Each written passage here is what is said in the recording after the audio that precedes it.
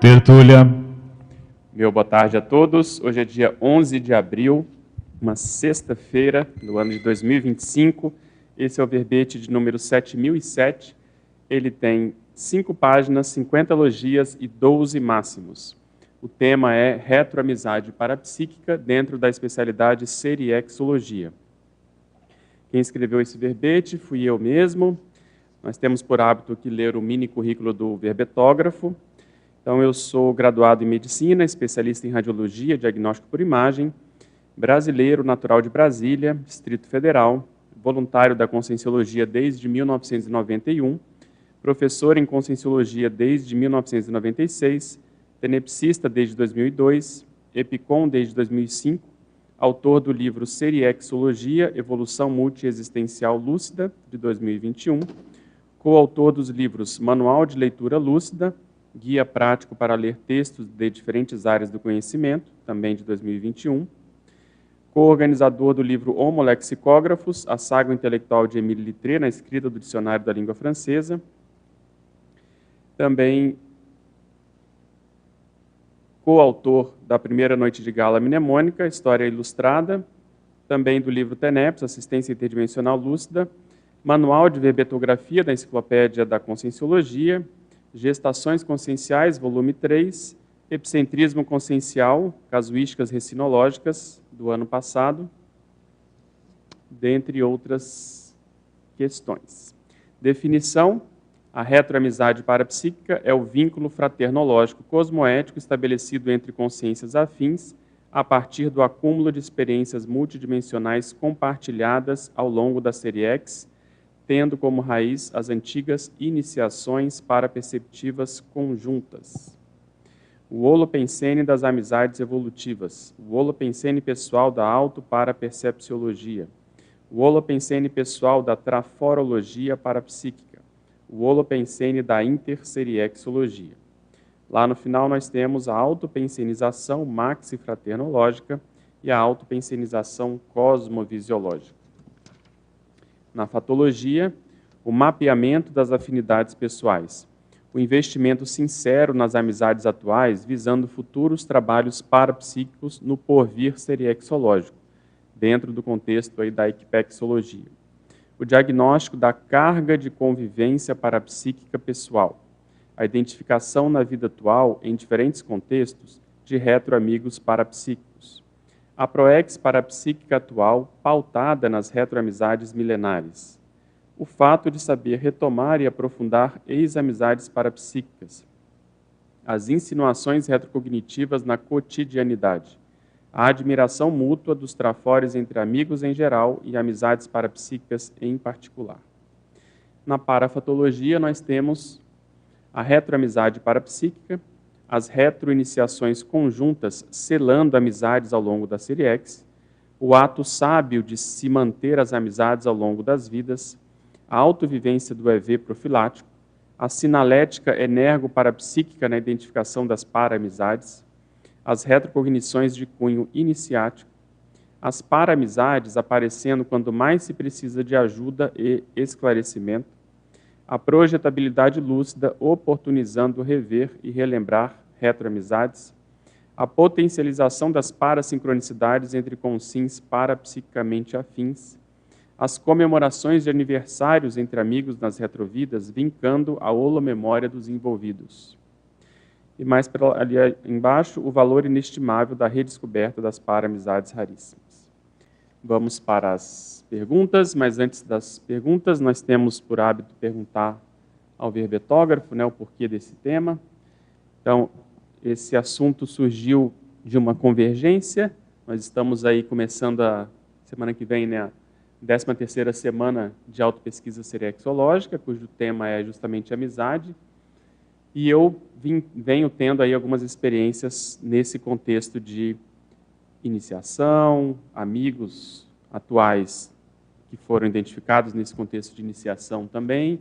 Então, eu resolvi unir esses dois assuntos e trazer esse verbete para a gente poder debater aqui hoje. Então, está dentro do contexto aí das pesquisas seriexológicas. Eu vou fazer aqui algumas perguntas, tá bom? E a gente já passa aqui para os tertulianos presentes. Essa pergunta está vindo lá de Porto Alegre, em ortopensatologia. Poderia comentar as 4 ortopensatas? Pois não. O amigo que ainda não conhecemos, em geral, não é, de fato, um estranho de outras vidas intrafísicas prévias. A questão neste contexto é a hipomnésia. E aí eu já vou juntar com aqui a terceira, está no número 3, que seria a quarta, amizades. Há intimidades multimilenares. A maioria dos componentes de nosso círculo social é composta por amizades seculares. Então, veja, se a maioria, né, das pessoas que a gente convive são amigos do passado, e aí por isso vem afinidade, muitas vezes a gente não reconhece, né, não identifica por falta de memória, que é o que ele está comentando aqui na primeira ortopensata. E a gente vai falar bastante sobre isso, né? Então, é um fato que essas pensatas demonstram a nossa incompetência parapsíquica e retrocognitiva, né? Se a gente partir desse pressuposto, a gente teria muita coisa para lembrar em conjunto, né, uns com os outros. No número 2, ele comenta o trajeto da evolução consciencial é o ego sair da inimizade para a amizade até chegar à amizade raríssima.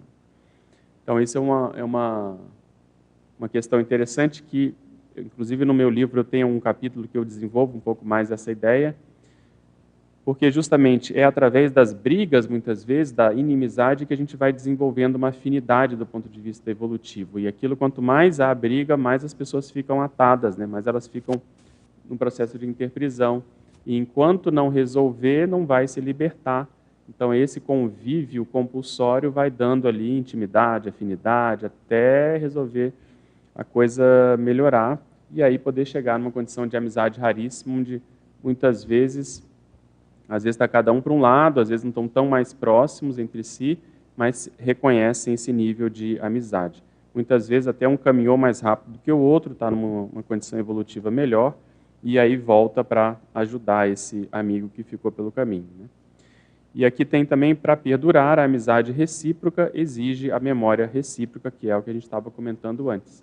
Isso tanto do ponto de vista multiexistencial, né, das retrocognições, para a gente poder lembrar quem são essas pessoas mais próximas, como também da própria vida humana, porque a amizade muitas vezes surge de um processo de gratidão, né, de generosidade, de afinidade, e se a gente esquece aquelas pessoas que nos ajudaram, a amizade vai se perder.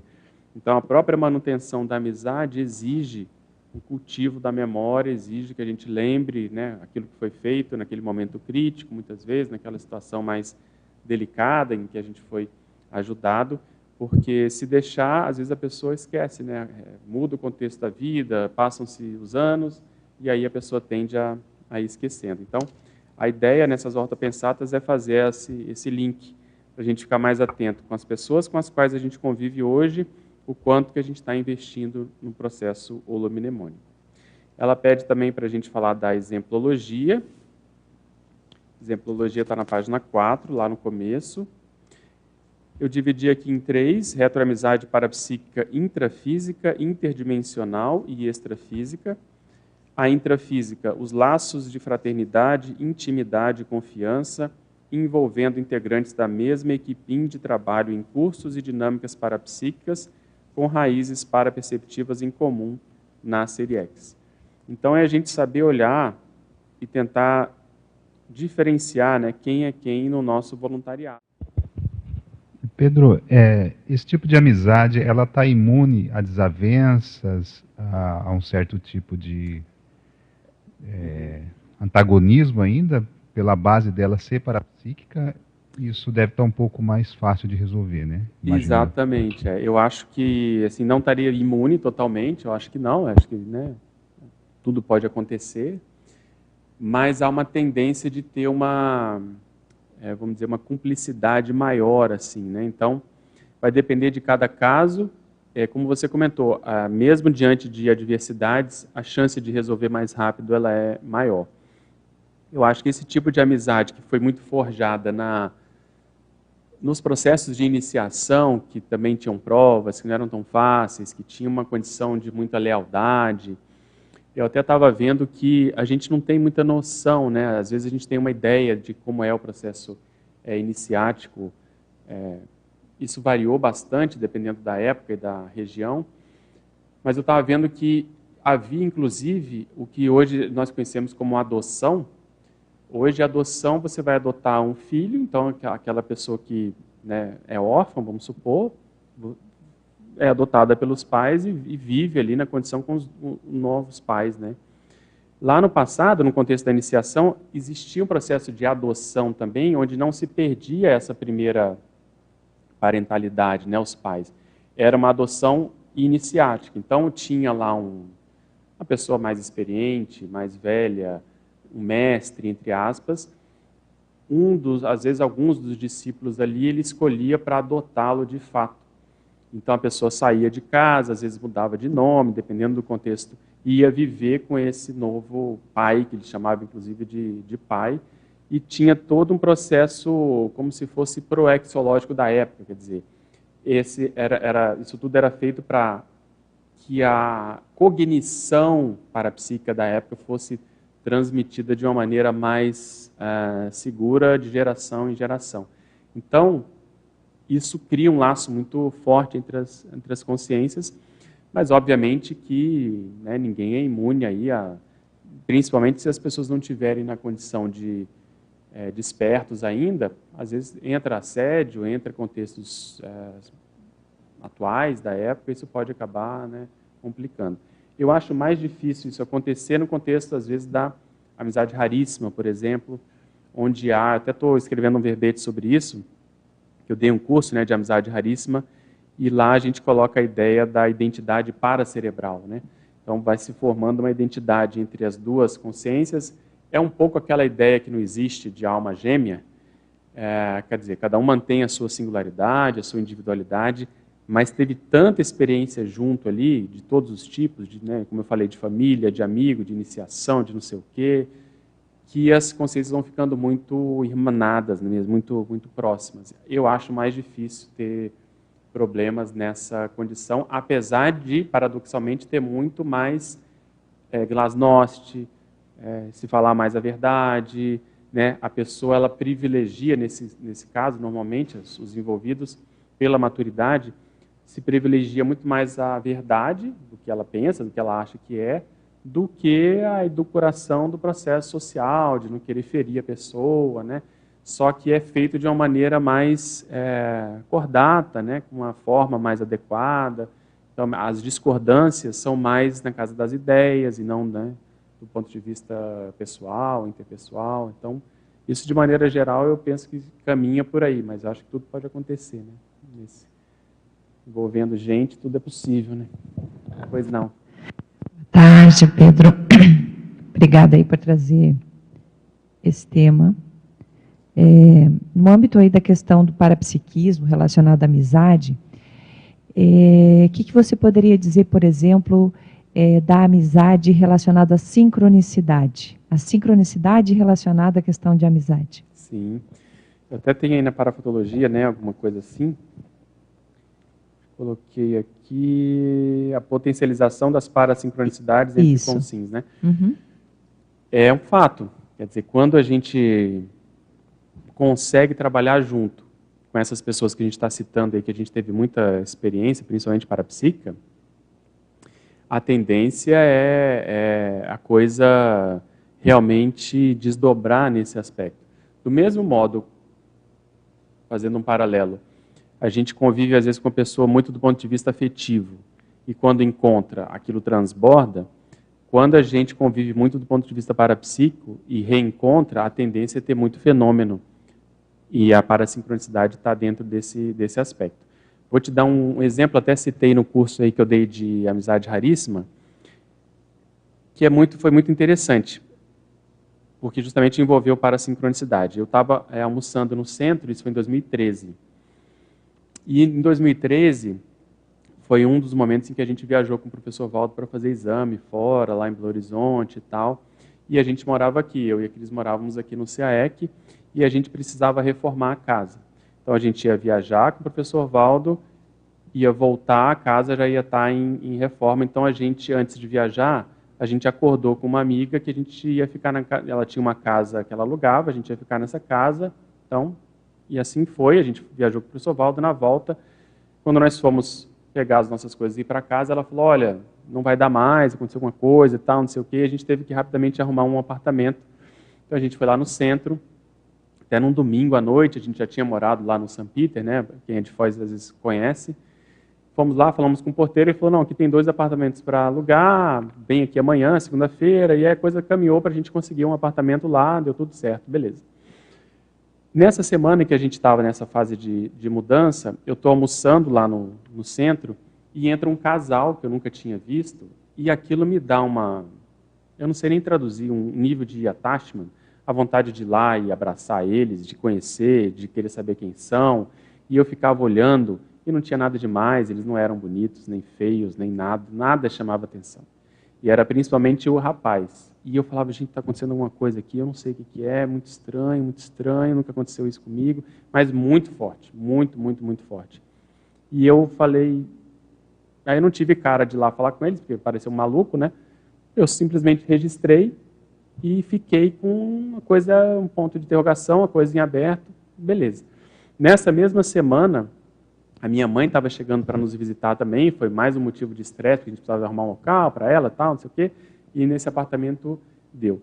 Quando minha mãe chegou, a gente chegou do aeroporto, a gente foi entrar nesse apartamento, na portaria do St. Peter, eis que está saindo esse casal, que eu tinha visto no dia anterior lá no restaurante, com a mãe do rapaz também. Então ficou uma coisa meio estranha, que as 2 mães, os 2 casais, a gente um entrando, outro saindo, e eu tomando banho de energia, e eu falei, gente, está acontecendo alguma coisa, também não sei o que é. Muito estranho. Passa mais um tempo, eu descubro que eles são vizinhos de porta do nosso novo apartamento. Nossa, foi para lá, foi para cá, não sei o quê. Descubro que o nome dele é Pedro também. Enfim, e eu querendo aprofundar, né? Então, veja, nitidamente ali era alguém, né, do meu passado, e aí eu às vezes encontrava com ele no elevador, ele com livros de filosofia, então, e eu querendo, né, estabelecer, eu falava com a Cris, e a Cris falou, não, mas não dá, a gente não tinha condição de receber, porque, né, para chamar para jantar, acabou que a coisa não passou disso. Mas veja, quando há esses reencontros, essas sincronicidades começam a acontecer. Você veja, a gente não ia morar lá, não tinha nada a ver, a coisa foi num ritmo bem assim profundo. Queria que você comentasse sobre a retroamizade parapsíquica ou qualquer tipo de retroamizade quando é mais forte, quando é raríssima, se a relação com a lucidez, porque você falou, quando você vê uma pessoa pela primeira vez, o que você percebeu, o que você sentiu as primeiras semanas, né? Qual foi as reações que você teve? E uma das coisas que eu vejo é que aumenta a tua lucidez. Como se você começasse a ter mais lembranças. Pelas experiências que eu tive ao longo assim, da minha vida, em vários contextos, as pessoas que eu convivi mais, eu conseguia ter mais projeções, mais retrocognições, mais memórias afetivas. Então, para mim, a retroamistade, quando é raríssima, talvez tenha essa característica de você recobrar a lucidez, porque você se sente mais em casa, é como se você reconhecesse a outra pessoa, você se sente bem, sente baixas as defesas. Une as duas coisas, né? A gente comentou mais cedo, quer dizer, é um fenômeno que está acontecendo, na verdade, um reencontro de uma amizade mais profunda, seja ela qual for, mas principalmente de base parapsíquica, é um parafenômeno que está acontecendo. Então, a chance de dar mais repercussão na lucidez, nos parafenômenos, na parasincronicidade, realmente é bem maior. Bem isso, a gente tem que ficar de olho, né? Pois não. Não. Segunda página, na parafatologia, na 8ª linha, você coloca as retrocognições afetivas possibilitando a descoberta de retroamizade parapsíquica e a vivência da transafetividade teática. Achei muito sincrônico com a sua frase enfática. Sim. A identificação atual de amizades desenvolvidas seriologicamente no âmbito da parapsicologia constitui mega feito para os interessados em pesquisar teaticamente a transafetivologia. Eu achei bem interessante esse item com a sua frase enfática. Você podia Sim, a gente comentou um pouquinho, vou pegar o gancho aí da frase enfática. Então, veja, quando a gente faz essa identificação, como eu estava falando, é um fenômeno e a gente precisa saber se comportar, né, como se portar diante de fenômenos muito impactantes. Porque você lembrar de uma pessoa que estava com você na intermissão, você lembrar de uma retroamizade lá da iniciação, de coisas assim, aquilo tende a mexer bastante com a gente. E aí, o processo afetivo, ele tende a surgir naturalmente. Como a gente não é serenão ainda, pelo menos, né, não estou nesse nível, as emoções tendem a surgir. Quando a gente pega essas emoções e leva para o mental soma, para ver o alcance daquilo, né, quanto tempo aquilo já tem, você olha como a pessoa está, como ela estava, você tem chance de fazer essa comparação. Você, às vezes, tem que morder na língua, porque quando você vê a pessoa pela primeira vez, a vontade que dá é você convidar ela, vem para consecutivos, vem voluntariar, vem para dinâmica, vamos escrever junto, vamos fazer não sei o quê. E você tem que ter maturidade de deixar a pessoa ter as experiências dela. E é muito interessante porque você identificou aquilo e você espera, e a vida vai acontecendo e naturalmente a pessoa às vezes acaba próxima de você. Então, a transafetividade, eu vejo que, né, o exercício da transafetividade é a gente aprender a dominar, domesticar o psicossoma, não se empolgar com aquele encontro, aquele reencontro, e dar tempo ao tempo para as coisas irem acontecendo, para você poder trabalhar com a pessoa de maneira mais duradoura. Porque, às vezes, ela está numa fase inicial, ela precisa chegar, né, acalmar, ter as experiências dela, quebrar a cara, voltar, porque senão fica uma coisa muito de aquele pai superprotetor ou mãe superprotetora que identificou, agora eu vou te mostrar toda a experiência que eu tenho aqui, você tem que fazer isso, fazer aquilo outro, e isso não dá certo.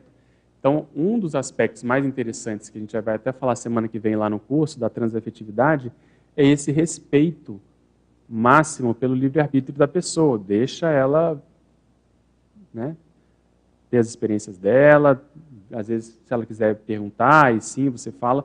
E os fatos mutuamente compartilhados é que vão dar essa segurança de tudo isso que eu estou falando, dessa raiz toda do passado. Então, é muito interessante porque, às vezes, um lembra, né, um tem mais experiência, a gente pode até lembrar do próprio professor Valdo, né, o quanto que ele lembrava e o quanto que ele não falava. Então, se a gente tem essa possibilidade, num percentual obviamente menor, e você daqui a pouco vê que as coisas estão se confirmando, é muito interessante para o próprio parapsiquismo, para a autoconfiança parapsíquica. Eu noto nitidamente que os amparadores ficam de olho para ver qual vai ser a reação, né, que a gente vai ter, se a gente está tendo maturidade para lidar com o parapsiquismo ou não. Então, tem que ter esse processo de segurar a onda do psicossoma quando essas coisas acontecem. Então, a transafetividade, eu vejo que não é um processo que já estou lá. Não, a gente tem chances de, né, entender isso na prática, vivenciando essa condição. E aí os tempos, as formas, elas variam, né? Algumas emoções demoram mais a gente a dominar, outras são mais rápidas, dependendo do impacto daquele reencontro, né? Então, é bem interessante isso. Terezinha, depois a Thelma. Boa tarde.